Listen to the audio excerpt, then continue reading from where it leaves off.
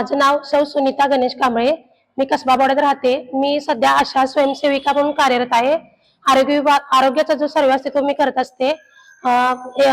विश्वरत्न doctor Babasaheb Ambedkar 135व्या जयंतीनिमित्त मला दक्षता समिती हा कार्यक्रम आपण राबवण्यात आला होता इथे. याच्यामध्ये असं समजलं की महिलांचा कार्याचा तुम्ही सन्मान केला पाहिजे.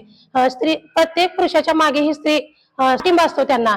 स्त्री प्रत्येक सासर माहेर किंवा कोणत्याही क्षेत्रात आज स्त्री कुठेही कमी पडलेली नाही. कोणत्याही क्षेत्रात सामाजिक असू दे राजकीय असू दे.